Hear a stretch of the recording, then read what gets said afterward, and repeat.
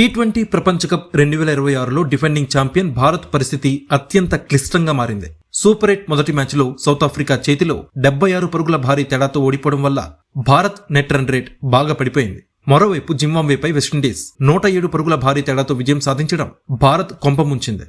Windies సాధించిన ఈ భారీ విజయంతో వారి రన్ రేట్ ఆకాశాన్ని తాకింది. సూర్యకుమార్ యాదవ్ నేతృత్వంలోని టీమిండియా సెమీస్ చేరాలి అంటే ఇప్పుడు అద్భుతమే జరగాలి. ఒకవేళ వెస్టిండీస్ తన తర్వాతి మ్యాచ్లో సౌత్ ఆఫ్రికాని ఓడిస్తే టీమిండియా తన రన్ రేట్ ని సరిచేసుకోవడానికి జింబాబ్వేపై కనీసం 183 పరుగుల తేడాతో గెలవాల్సి ఉంటుంది. భారత్ సెమీస్ చేరాలి అంటే ఈ సమీకరణాలు జరగాలి. సౌత్ ఆఫ్రికా తన తర్వాతి 2 మ్యాచ్ల్లోనూ వెస్టిండీస్ జింబాబ్వేపై విజయం సాధించాలి.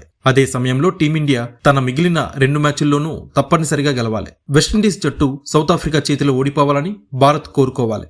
ఒకవేళ వెస్టిండీస్ గెలిస్తే 3 జట్లు 4 పాయింట్స్తో సమానంగా ఉంటాయి. అప్పుడు రన్ రేట్ కీలకమవుతుంది. అందులో భారత్ -3.80తో చాలా వెనకబడి ఉంది. వెస్టిండీస్ ప్రస్తుతం ఉన్న ఫామ్ చూస్తుంటే వాళ్లు ఏదైనా చేయగలరు. రన్ రేట్ విషయంలో వాళ్లు +5.35తో చాలా ముందున్నారు. సాధారణంగా టీ20లో ఒక జట్టు చేసే మొత్తం పరుగుల కంటే ఎక్కువ ఆధిక్యంతో గెలవడం అంటే 183 పరుగుల తేడాతో గెలవడం దాదాపు అసాధ్యం. కానీ అలా జరగకపోతే భారత్ టోర్నీ నుంచి నిష్క్రమిస్తుంది. సో టీమిండియా రైలు పట్టాలెక్కాలి అంటే సౌత్ ఆఫ్రికా తప్పకుండా వెస్టిండీస్ ని ఓడించాలి. ఫిబ్రవరి 26 గురువారం మధ్యాహ్నం అహ్మదాబాద్లోని నరేంద్ర మోదీ స్టేడియంలో సౌత్ ఆఫ్రికా వెస్టిండీస్ తలపడుతున్నాయి. ఆ మ్యాచ్ ఫలితం తేలిన తర్వాతే సాయంత్రం భారత్ జింబాబ్వే మధ్య పోరు జరుగుతుంది. ఆ రోజు ఫలితాలే టీమిండియా భవిష్యత్తుని నిర్ణయించనున్నాయి.